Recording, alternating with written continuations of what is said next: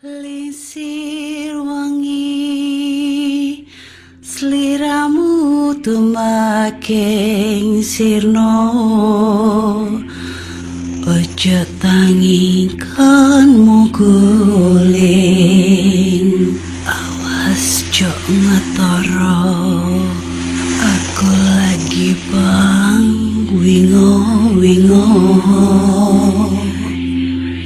Yen setan kang tak utusi dadya sembarang wojo layu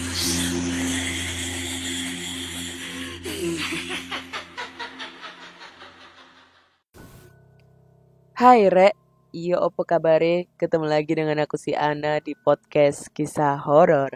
Dan kita bertemu di episode 321.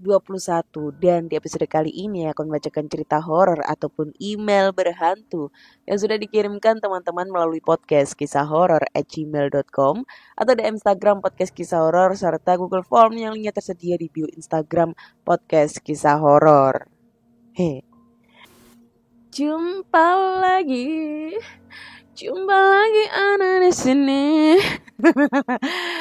Suaraku merdu ya. Ini sumpah ya. Kalian yang ngedengerin podcast aku yang di episode sebelumnya tuh suaranya bagus nggak sih? Ini jujur ya. Ini pakai headset. Kayaknya suaraku jelek banget gitu ya. Nggak semerdu kalau pakai mikrofon.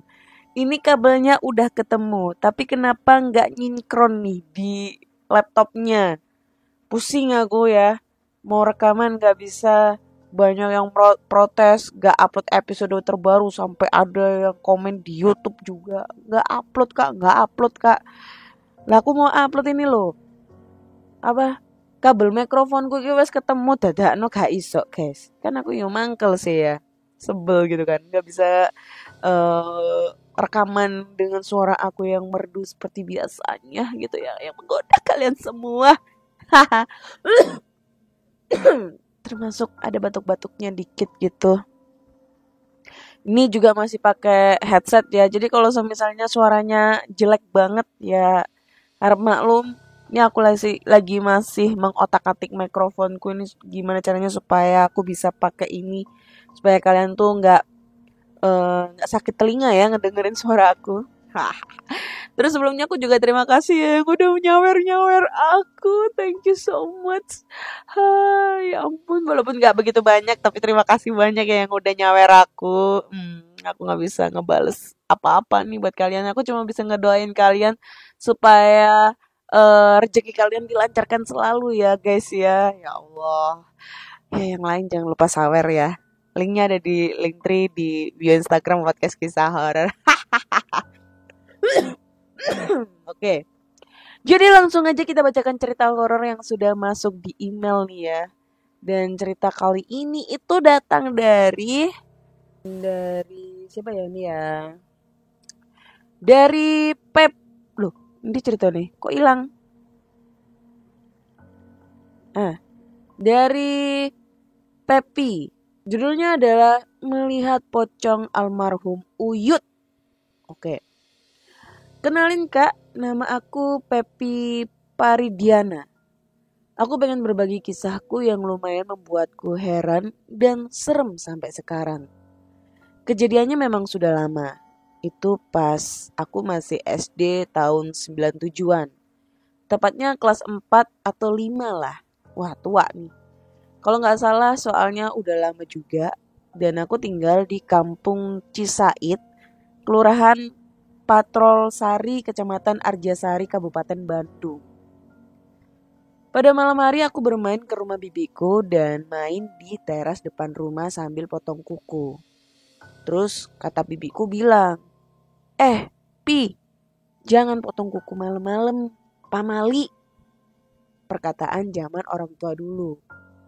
Ya, aku nggak menghiraukan perkataan bibiku. Karena sebenarnya saya nggak percaya dengan hal-hal mistis atau hal-hal begituan. Tak lama dari sana, aku melihat ke arah pohon pisang yang ada di samping rumah bibi. Dan ternyata bener aja, saya melihat sesosok makhluk yang memakai kain putih yang berdiri bersandar di pinggir pohon itu. Karena aku emang gak percaya dengan makhluk-makhluk gitu ya. Jadi awalnya itu aku mikirnya positive thinking aja. Mungkin itu daun pisang yang udah kering dan kemudian aku memalingkan pandanganku ke arah lain sambil masih potong kuku. Tapi kok makin kesini aku penasaran, pengen lihat lagi. Apa dan siapa itu sebenarnya? Pas aku lihat lagi, sosok itu masih ada dan gak bergerak atau berpindah.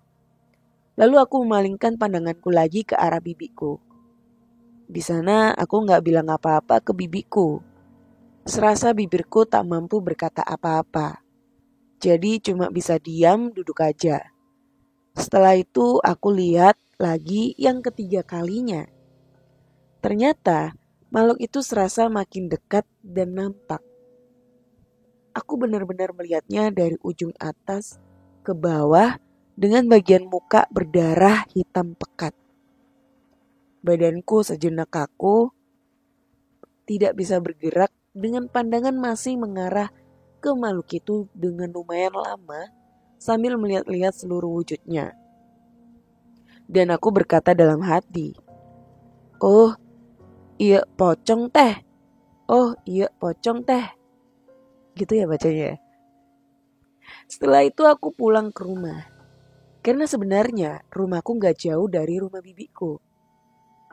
Kejadian ini gak pernah aku ceritakan kepada siapapun termasuk bibiku yang kebetulan waktu itu ada bersamaku atau orang tuaku. Dan akhirnya kejadian ini aku ceritakan semuanya pengalaman ini kepada istriku. Sekarang tentang dulu aku pernah melihat sosok pocong yang dimana sampai saat ini saya gak percaya keberadaan pocong itu meski aku pernah melihatnya. Aneh kan? Dalam peganganku cuma satu. Dalam agamaku mengajarkan Tuhan tidak menciptakan pocong dan manusia tidak pernah diberikan hak untuk melihat hal-hal gaib kecuali makhluk-makhluk pilihannya, Nabi dan Rasul. Apakah kisahku sampai sini aja? Ya tentu tidak. Karena ada kejadian lagi yang memang ada sangkut pautnya dengan pengalaman yang pernah aku alami saat itu. Suatu ketika, kok jadi serak ya? Ayahku bermimpi, dan di dalam mimpinya ia diperintah oleh kakek neneknya kalau makamnya ingin dipindahkan ke tempat yang lebih tenang. Lalu ayahku memberitahu kepada adik-adiknya dan kakaknya tentang mimpinya itu. Dan akhirnya sepakat kalau makam kakek neneknya mau dipindahkan ke pemakaman umum di desa kami. Di samping itu aku masih bertanya-tanya, emang makamnya Uyut itu di mana sebelumnya? Aku terheran-heran dan jreng.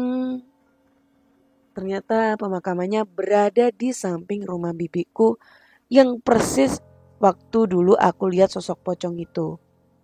Aku pun kaget, baru tahu sekarang ternyata pemakaman Uyut ada dekat dengan rumah. Dan setelah itu akhirnya saya ikut memindahkan makamnya. Ya meskipun pemakaman itu berpuluh-puluh tahun tetap aja. Pemakaman itu berpuluh-puluh tahun. Tapi tetap aja pengalaman hororku waktu kecil seakan terulang lagi. Ada pengalaman atau hal yang sangat mencengang dalam pemindahan makam tersebut. Yaitu, ternyata jasadnya tidak benar-benar dalam. Hanya 10-15 cm saja dari permukaan tanah. Dan kain kafannya benar-benar utuh, masih berbentuk. Padahal udah usia hampir 60-75 tahunan. Setelah aku melihatnya, sungguh benar-benar ingin berkata kepada orang-orang kalau aku pernah melihat jenazah ini berdiri melihatku waktu itu. Dan setelah kejadian itu saya tidak pernah melihat lagi makhluk seperti itu sampai sekarang. Alhamdulillah. Itulah karena pengalaman hororku. Mudah-mudahan bisa diangkat ke dalam channel YouTube-nya atau di Spotify. Sehat-sehat terus, jaya terus channelnya. Oke. Kok suaraku tiba-tiba serak-serak becek, serak-serak becek sekseh menggodeh. Thank you Mas Pepi buat ceritanya ya. Kelas 97 udah kelas 4 kelas 5. Ya beda berapa tahun ya jadi ya. Gue kelas 97 tuh baru kelas 1 SD ya. Baru masuk SD. Anjay. Nah, ini 60 tahun sampai 70 tahun tapi kain kafannya masih utuh, guys. Menurut kalian ini logika apa enggak gitu ya? Padahal udah 60 tahun sampai 70 tahun. Nah, yang menjadi pertanyaanku sampai sekarang ya, gue tuh ada teman gitu kan. Nah, makam bukan keluarganya sih. Iya, bisa dibilang keluarganya ya. Jadi makam neneknya, terus adik neneknya, abis itu pamannya. Pokoknya katanya tuh ada sekitar 3 sampai 5 makam itu. Lokasinya itu ada di belakang rumahnya dia. Jadi kayak dia tuh ada pemakaman khusus untuk keluarganya, tapi lokasinya itu masih satu apa ya? Satu satu tembok, satu tanah gitulah. Jadi ini rumah. Nah, belakangnya itu ada kayak halaman gitu. Terus ada makam-makamnya gitulah pokoknya. Itu rumahnya di desanya dia sih. Nah, kenapa kok taruh di situ? Katanya sih pengen alasannya aja, katanya neneknya dia tuh dulu tuh katanya pengen dimakamin di situ gitulah. Intinya kayak gitulah permintaan atas neneknya. Jadi kalau misalnya dia meninggal atau mungkin adiknya meninggal atau pamannya si temen aku atau siapa itu harus dimakamin di situ gitu. Tapi katanya sih kalau orang tuanya dia nggak mau dimakamin situ tapi tetap kekeh minta dimakamin di TPU. Nah, gue jadi pertanyaan, alasannya kenapa ya? Kok dimakamin di satu rumah, satu tempat dekat sama rumah gitu loh? Apa nggak horor ya? Maksudnya alasannya gitu loh, gue masih kayak nggak masuk akal gitu loh. Kalau semisalnya ini rumah dijual gitulah, atau nggak dihuni gitu, nggak dihuni sama sekali. Terus kalau misalnya dijual, apakah makamnya ini akan dipindahkan atau tetap di situ gitu loh? Secara kayak itu wasiatnya gitu loh. Kalau wasiat kan harus harus dipatuhi ya. Kalau nggak dipatuhi katanya bakal ada apa gitu segala macem kayak gitu gitulah. Pokoknya harus dipatuhi gitu. Nah kalau misalnya ini dijual tuh kayak kalau dipindahkan makamnya tuh kayak ada efeknya apa enggak sih? Mungkin ada dari pendengar nih yang pernah punya pengalaman horor kayak gitu. Tapi sampai sekarang sih rumahnya masih ditempatin ya. Cuma beberapa kali itu katanya ini ceritanya itu beberapa kali itu pernah mau dipindahin. Udah mau dipindahin jadi kayak mau disekop gitu ya. Sekop gitu. Apa namanya? Tanahnya itu tiba-tiba tuh tumpul. eh Sekopnya atau cangkulnya tuh tumpul. Padahal itu baru beli loh. Terus tiba-tiba kayak tumpul kayak ada sesuatu batu di situlah, keras gitulah. Terus ada lagi kejadian waktu apa ya nggak salah ya, gue lupa. Intinya itu mau dijual rumahnya. Nah kalau mau dijual kan kalau misalnya ini lokasinya rumahnya cepat lakukan harus dipindah juga tuh. Nah itu pas mau dipindahkan juga kayak ada kejadian hal-hal yang nggak diinginkan gitu kayak misalnya nih eh ada sesuatu hal yang nakut-nakutin gitu, entah itu ada dimimpiin orang tuanya, terus abis itu kayak diganggu-ganggu lah, pokoknya intinya jangan sampai ini rumah dijual gitu loh. Intinya kayak gitulah. Gue nggak paham, apakah mungkin ini sebelumnya neneknya punya perjanjian dengan makhluk goib atau kayak gimana gue nggak tahu. Tapi kalau menurut kalian itu kenapa sih ya? Ada beberapa orang yang melakukan seperti itu dan efeknya itu kenapa? Intinya kayak gitu deh. Gue penasaran banget. Nah, kalau kalian misalnya tahu nih ya, Coba tulis di kolom komentar atau kirim di email deh kalau misalnya kalian tahu alasannya kenapa. Nanti gue bacain di episode berikutnya ya guys ya. Ini suaraku aman gak sih sebenarnya? Jadi suaranya tuh kayak timbul tenggelam. Kayak gitu guys. Takut kalian protes nih ya. Maaf ya, nanti diperbaikin cepet-cepet nih mikrofonnya. Oke deh. Jadi cerita kedua ini langsung aja ya. Ini nggak ada judulnya dari Giveform. Kita lompat ke Giveform karena ternyata di Giveform nih numpuk banget ceritanya. Cerita ini datang dari Daus. Oke. Hai Kak Ana, perkenalkan nama aku Daus. Jadi aku mau menceritakan tentang kuntilanak yang bernama Sari di desa aku. Di sebuah desa terpencil di pinggir hutan, ada cerita yang sudah dikenal turun-temurun tentang seorang perempuan bernama Sari yang meninggal secara tragis. Konon katanya ia tewas dalam keadaan yang penuh misteri dan sejak saat itu arwahnya tidak tenang. Warga di desaku ini percaya bahwa Sari telah berubah menjadi kuntilanak yang kerap muncul di sekitar hutan setiap malam Jumat Kliwon. Untuk nama desanya gak aku sebutin, tapi untuk lokasinya itu berada di Jawa Tengah. Jadi di sini itu ada seorang pemuda. Kebetulan ini cerita itu diceritakan oleh ibuku. Rudi namanya. Seorang pemuda yang baru pindah ke desa itu. Jadi dia ini gak percaya pada cerita-cerita semacam itu. Baginya semuanya itu hanya mitos yang digunakan untuk menakut-nakuti anak-anak. Mikirnya dia itu adalah cerita-cerita yang seperti dalam gambaran film Susana. Makanya dia itu gak percaya dengan hal-hal yang seperti itu. Dia menganggap mitos-mitos itu hanya suatu omongan yang muncul dari orang-orang di sana karena sehabis nonton film horor.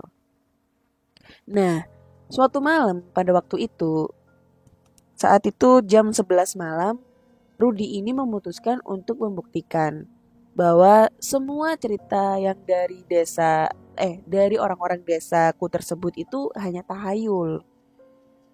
Maksud dia itu membuat suatu pembuktian gitulah bahwa cerita itu tuh hanya omong kosong belaka. Jadi dia nekat nih ngebawa senter dan berjalan seorang diri ke hutan di mana kuntilanak itu dikabarkan sering menampakkan diri. Saat memasuki hutan, suasana langsung berubah mencekam. Udara terasa dingin dan suara malam yang tadinya penuh oleh suara serangga mendadak senyap. Rudi mulai merasakan ketenggangan, tapi tetap melangkah lebih dalam. Berusaha mengabaikan rasa takut yang perlahan-lahan merayap di hatinya. Di tengah perjalanan Rudi mendengar suara tawa kecil perempuan di kejauhan. Awalnya ia berpikir mungkin itu hanya bayangannya saja. Tapi suara itu semakin lama semakin dekat dan semakin jelas. Suara tawa yang terdengar menyeramkan, seakan mengejek keberaniannya. Saat itulah dari balik pohon muncul sosok perempuan berambut panjang terurai dengan pakaian putih yang compang-camping. Wajahnya pucat dan matanya menatap tajam ke arahnya. Rudi terpaku di tempat. Tidak bisa bergerak ataupun berteriak. Kuntilanak itu melayang mendekatinya. Senyum menyeramkan menghiasi wajahnya yang pucat. "Kenapa kau datang ke sini?" bisiknya dengan suara yang sangat pelan, namun menusuk telinga Rudi. Rudi mencoba untuk berbalik dan berlari. Tapi sekujur tubuhnya terasa kaku. Dalam ketakutan yang mendalam, ia menutup matanya dan berdoa agar semua ini hanya mimpi buruk. Namun saat ia membuka mata, kuntilanak itu sudah berdiri di hadapannya begitu dekat hingga Rudy bisa merasakan nafas dinginnya yang menyeruak di wajahnya. Tiba-tiba suara jeritan melengking menggema di seluruh hutan. Dan kuntilanak itu menghilang dalam sekejap, meninggalkan Rudy yang jatuh terduduk dengan tubuh gemetar. Setelah berhasil menenangkan diri, Rudy berlari sekencang mungkin meninggalkan hutan itu. Ia tidak pernah menceritakan kejadian tersebut pada siapapun, namun sejak malam itu, Rudy tidak pernah meragukan lagi cerita kuntilanak di desa tersebut. Ia hanya bisa berharap agar kuntilanak itu tidak pernah menghampirinya lagi. Mantap ceritanya ya. Nih nantangin sih Rudy Tabuti nih. Gue orangnya juga nantang sih ya. Bukan nantang sih ya, lebih ke sama aja kayak Rudy ya, kayak skeptis gitu. Kalau nggak ngelihat secara langsung. Cuma gue pernah sih diliatin, ditampakin yang sekelebat itu di dalam rumah, anjir lah. Tuh kayak langsung kedengeran banget suaranya. Ber. Wih, gila itu. Lagi dong. Jangan dong. Nanti nggak ada yang ngelindungin aku. Bapakku udah gak ada. Biasanya aku kayak gini tuh udah ngadu ke bapakku habis diliatin kuntilanak gitu ya. Tapi kalau boleh tahu ini desanya di mana ya? Kalau di Jawa Tengah itu emang masih kental ya dengan suasana-suasana lebih ke klinik, lebih ke apa ya? Ke hororannya dan lain-lain. Kenapa gue bisa bilang kayak gitu? Ya itu karena gue pernah datang ke daerah Magelang ya. Magelang di rumah mantan gue, anjay mantan. Itu di daerah Muntilan guys. Tuh wah masih kalau ke daerah, pokoknya daerah rumahnya mantanku tuh masih pelosok gitu. Terus gue pernah diajak ke daerah mana tuh, kalau bisa ngeliat Gunung Merapi tuh pas ketep ya. Aku nggak ngerti, pokoknya ketep gitulah. Aku lupa namanya ketep apa, pas ketep atau apa. Anjay, ingat masa lalu. Itu emang mau ke sana itu kayak naik nanjak, terus kanan kiri itu sawah, kebun-kebun kayak gitu-gitu. Serem gitu kan. Apalagi yang di daerah Lamongan tuh yang kemarin aku kesana itu tuh serem banget sumpah. Kalau kalian yang rumahnya daerah Lamongan, yang daerah Mantub terus ke arah mana itu gua nggak tahu tuh ke arah mana, itu hutan-hutan semua tuh. Hutan belantara tuh. Kalau misalnya ada orang buang mayat di situ mah nggak ada yang tahu anjir. Kayak malam itu gelap banget, gak ada lampu penerangan sama sekali. Kayak gitu.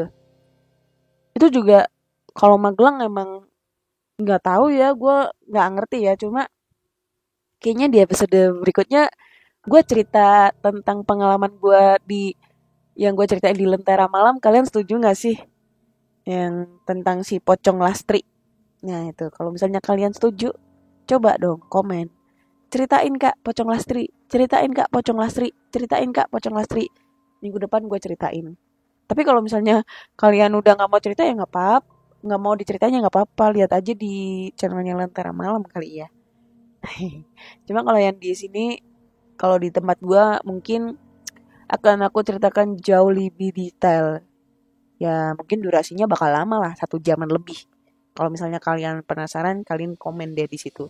Sebelum gua ceritain, gua pasti bakal ngeperbaikin mikrofon gua ya supaya suara gue tuh lebih enak didengarnya ya, lebih syahdu, lebih menggoda gitu. Oke deh guys, kayaknya cukup sekian dulu cerita kali ini.